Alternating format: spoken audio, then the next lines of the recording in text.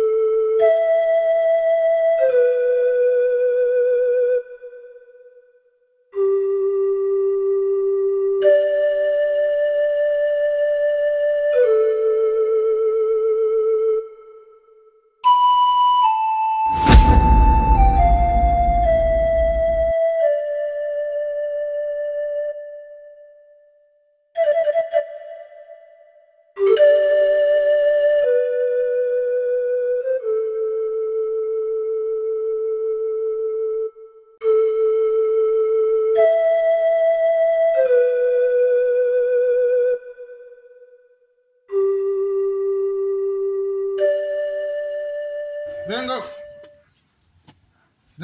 Halo. Bwana Makaroti. Naam. Karibu bwana. Asante sana, mambo vipi? Aisee safi. Uko poa? Mambo unasemaje? Safi, habari za siku. Kupoteana Bwana ni njema lakini huonekani wewe. Mimi nipo kila siku mashambani ndugu yangu. Na sijajua umepotelea wapi, mtani sasa hivi umekuwa adimu sana. Shamba bwana wewe, kila siku shamba zako hapa tunapigika tu. Karibu ngoja chukue. Bwana asante sana. Ngoja chukue vitu ndugu yangu. Haya. Bwana Makaroti. Bwana nipo bwana. Muda mrefu kidogo. Majukumu ya watu tunajua tumetingwa na mambo ya serikali haya.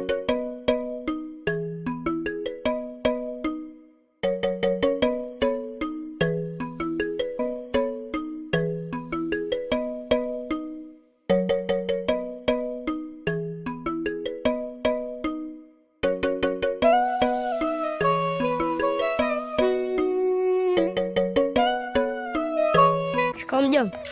Marahaba, ujambo? Sijambo. Ulikuwa wapi? Nilikuwa nacheza mpira. Unacheza mpira? Nilikwambiaje wewe? Nisitoke. Kwa nini umetoka? Nisamee mjomba. Sawa. Nenda ndani. Kajiandae tumalizie ile kazi yetu.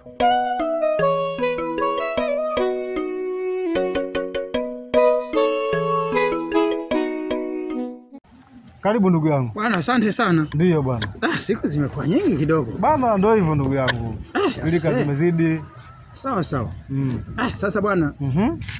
Tusije tukapiga story hatimaye nikasahau kukuambia kilichonileta hapa. Ndio. Yaani leo katika siku zote ambazo nilikuwa na furaha, leo nina furaha sana. Usiniambie bwana. Nina furaha isiyo na mfano. Yaani unajua furaha? Ndio ndugu yangu. Bwana, furaha yenyewe ni hii hapa. Si unajua kwenye kampeni zetu tuliahidi mambo mengi. Sasa tayari kwenye mji wangu kuna ugeni, au kwenye kitongoji changu kuna ugeni mzito. Ugeni mzito. Yaani ugeni mzito mno. Unafukazia ugeni mzito. Yaani nakwambia hapa sasa. Yaani natembea hata kifua sasa nimejaa kwa sababu naona kile nilichokiahidi wakati wa kampeni zetu. Naona kama kinaenda kukamilika kwa asilimia zote. Ndio bwana. Kwa hiyo Mungu mwema ndugu yangu. Ninao kitongojini kwangu. Wako pale na nimeshawapokea tayari. Kwa hiyo nikasema sio vema, kuna rafiki yangu kule na si rafiki tu, na ni mwenyekiti mwenzangu. Ndio, hapo tunaishi kama ndugu. Nikasema ngoja na yeye nimfikishie hizi habari. Ndiyo. Kama naye atakuwa tayari kuwapokea. Wakishamaliza pale huu mradi basi niwalete kwako. Ni kweli kabisa ndugu yangu. Mimi bwana kwanza nakushukuru sana ndugu yangu. Sawa. Kwa sababu miongoni mwa ahadi ambazo tuliziweka kwa wananchi, mojawapo ya maji. Ni kweli. Na mpaka leo nilikuwa naumiza kichwa, nitapata wapi watu wa kufadhili maji waje watuchimbie visima hapa? Lakini kwa bahati tumekuja na hilo ndugu yangu. Mimi nasema karibu sana na nikushukuru kwanza kwa kukumbuka kwamba kuna mwenzako. Tulipata tabu kwenye kampeni mimi na wewe kama unakumbuka. Ni kweli kabisa. Na ahadi zetu zilikuwa ndo kama hizo. Ni kweli. Kwa hiyo karibu sana ndugu yangu. Bwana nashukuru sana. Na nina changamoto moja. Ndio. Changamoto bado naumiza kichwa. Ni wapi watafikia? Ni nyumba ipi wataweka makazi yao wakati wote wako hapa wanaendelea na shughuli zao? Sasa umesikia mwenyekiti? Juu ya jambo la kufikia wageni niachie mimi. Sawa. Mimi nina nyumba 3. Sawa. Nyumba moja nitateua kwa ajili ya wageni na vifaa vyao, najua watakuwa na vifaa vingi vya kuchimbia. Kwa hilo ondoa shaka kabisa. Sawa sawa. Mimi nitawakaribisha kwangu kwenye nyumba yangu moja, nitawapa na mpaka chakula kitakuwa juu yangu mimi. Aiseni, nashukuru sana. Sawa bwana. Kama unavyojua nende kwanza hapo kwa Mama Fatuma hapo. Nini bwana wewe? Bwana wewe naenda kutafuta kamnyeso kiu bwana kiu. Wewe mzee sikila nikwambie. Utakufa vibaya wewe. Ndugu yangu wewe. Acha tutumie saizi, bado tupo kwenye madaraka haya. Ukishatoka hapa kila moja unabaki tu na historia. Mstaafu. Lakini wewe simeacha mkeo nyumbani mheshimiwa. Ndugu yangu wewe, ni kweli nimemwacha. Lakini kama unavyojua kuna vitu vingine havizuiliki. Haya bwana, lakini mimi nakupa na saa ndugu yangu. Sawa. Kwa umri uliokuwa nao ungetulia na mkeo nyumbani. Mabinti wadogo hawa watakuua mapema wewe mzee. Bwana wewe, sina tabia ya kufa, lakini ukumbuke ya kwamba wanakwambia kumbua mali kufa kwaja. Basi sawa ndugu yangu. Bwana nashukuru sana. Sasa mimi nikombe kitu kimoja. Ukitoka hapo kwenye kamnyosho kako hapo. Basi nipitie mimi mguu wako na wangu mpaka kwa vijana, kwa sababu isiye kuwa nasikia tu kwenye masikio sijawaona. Wala usijali. Mimi niwaone, ikiwezekana niwachukue niwapeleke ku site sehemu ambayo nitawakabidhi nyumba ya kukaa.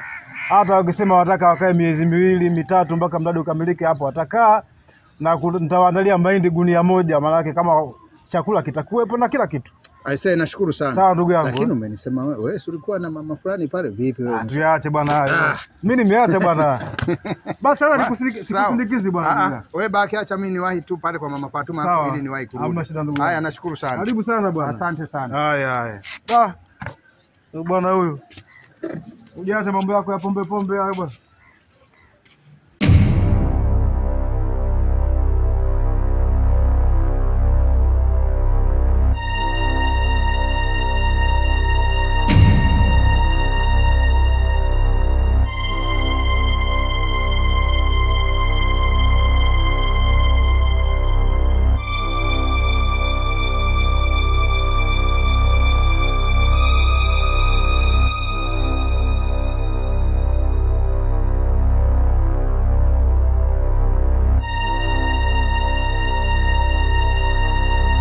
Mjomba.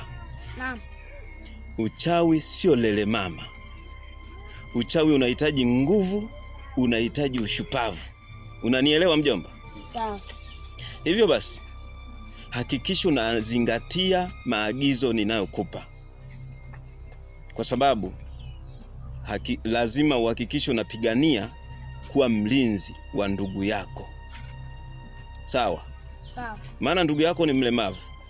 Na bila yeye uchawi wetu hauna kazi yoyote. Umenielewa mjomba? Nikwambie kitu mjomba? Nitaulinda huu uchawi hadi mwisho wa maisha yangu. Hakuna mtu atakayenigusa kwenye huu uchawi, wala atakayemgusa ndugu yangu. Sawa mjomba. Hapo ndipo ninakokuaminia. Na nitahakikisha naendelea kukupa uwezo mkubwa.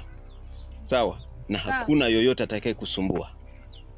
Sasa mjomba, leo nataka nikupeleke kwenye mji mkuu tunakohifadhi wale ng'ombe wetu wanaotufanyia kazi. Sawa? Sawa. Kwa hiyo jiandae, nyosha msinga juu tuweze kwenda nikakuonyeshe. Na huko ndiko nitakokusimika leo kuwa mchawi rasmi. Nyosha usinga juu.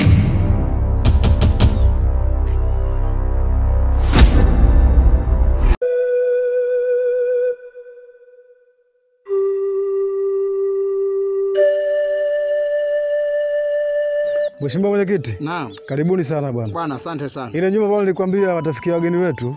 Ndio hii hapa bwana. Sawa. Sawa Ile nyumba kuna mpangaji alikuwa anaishi hapa, lakini jana kaondoka. Sawa. Ila kuna baadhi ya vitu vyake bado hajavitoa, vipo. Kwa hawa watakaoishi nafikiri watu wazima watakuwa na uangalifu. Pia hata kuku unaona alikuwa anafuga kuku hapa, lakini bado hajatoa vitu vyake vyote, ndio maana mazingira yapo hivi. Sawa. Kwa karibuni sana na vijana wako, karibuni sana bwana. Bwana asante sana. Lakini pia nashukuru ndio kwa kwa mchango wako huu na kwa kutupa hifadhi hii, maana nilikuwa naumiza kichwa sana. Ndio. Ni wapi nitapata nyumba nzuri ya kuweka, maana hawa sio watu wepesi. Ni kweli kabisa. Na pia wamekuja kutusaidia jambo zito ambalo lilikuwa ni kilio cha wananchi wetu. Ni kweli kabisa. Kwa hiyo hii nyumba ina hadhi na wanaweza wakaishi hapa kabisa. Kwa hiyo wataalamu wetu karibuni sana. Na hapa nyumba hii tunayoiona ndo tumeipata sasa, au tumewaleta, mtaishi hapa kipindi chote mtakachokuwa mnafanya kazi zenu. Kwa hiyo ombi langu kwenu, muwe watulivu, msianze kushikashika vitu vya watu, msianze kuchokoza majirani wanaowazunguka. Yaani ninawaasa muwe wastaarabu na kufocus kwenye kazi zilizowaleta. Itapendeza kweli na itatusikitisha kama mtaondoka na sifa mbaya hapa, na mtakuwa mmetuweka kwenye wakati mgumu sisi tuliowapokea. Badala yake tutaambiwa tumekaribisha wahuni, wavuta pange, ni kweli, sijui walevi. ni kweli. Kwa hiyo nisingependa sana kuzisikia hizo sifa. Kwa hiyo karibuni, na hii ndio nyumba tutakayoishi. Tukitoka kwenye kazi zetu tunakuja kupumzika hapa, tukitoka kupumzika tunarudi kwenye kazi zetu. Kwa hiyo karibuni sana. Na ni ombi langu kuwa mtatekeleza haya. Na kwa kuwa wanaonekana wenyewe wastaarabu na hawakuja kwa ajili ya uhuni, naamini kila kitu kitakuwa sawa tu. Aisee, karibuni sana bwana.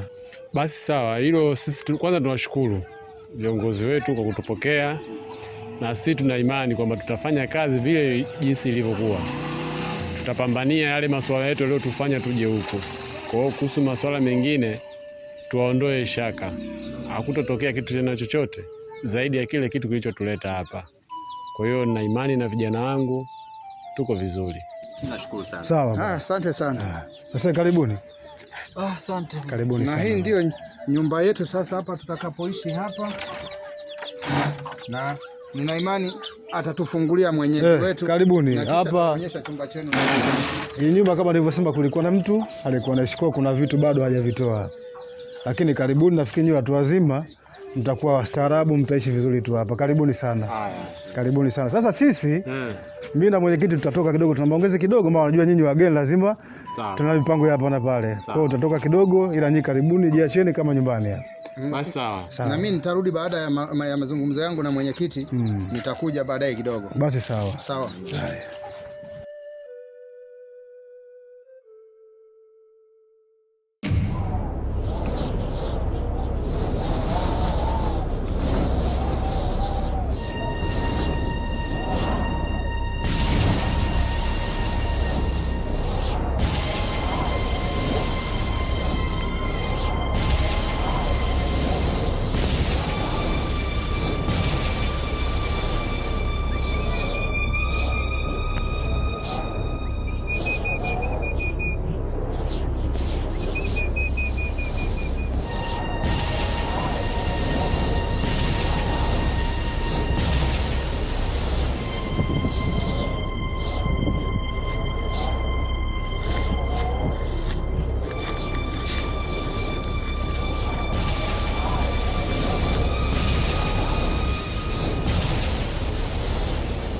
Jomba. Ng'ombe niliokuambia nitakuonyesha leo ndio hawa hapa. Kwa hiyo mjomba. Naam mjomba. Kazi ya kuwalea hawa ng'ombe iko mikononi mwako. Hakikisha unawalea mpaka wanakuwa wakubwa. Maana thamani ya ng'ombe mmoja, thamani ya kichawi ni milioni 500 mjomba. Kwa hiyo ulinzi na malezi ya hawa ng'ombe yako juu yako, na kuhakikisha unawatumikisha kazi za kulima mashamba yetu kama nilivyokuwa nawatumikisha mimi. Nadhani unatambua kulikuwa na wale wakubwa, sawa? Tumeshawafanyia biashara, tumewaleta tena hawa wadogo.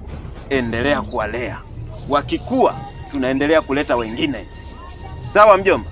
Sawa mjomba. Na leo usiku huyu ng'ombe mdogo mdogo tutamgeuza msosi. Sawa mjomba? Sawa mjomba. Kama ilivyo majukumu yetu, ya kula nyama za binadamu itakuwa zamu leo ya huyu ng'ombe mdogo mdogo, kwa sababu nyama ya ng'ombe mdogo mdogo ni tamu kuliko nyama ya ng'ombe mkubwa.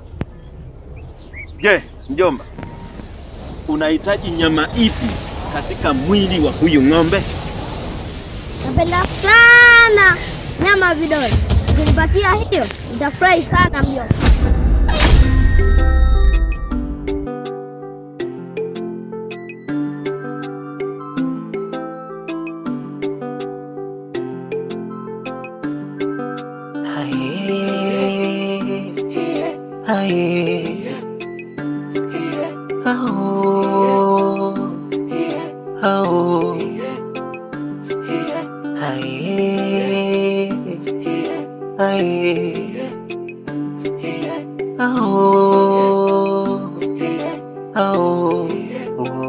Minamini Baba Mungu ameumba dunia kwa mapana yake, tuchita wale walimwengu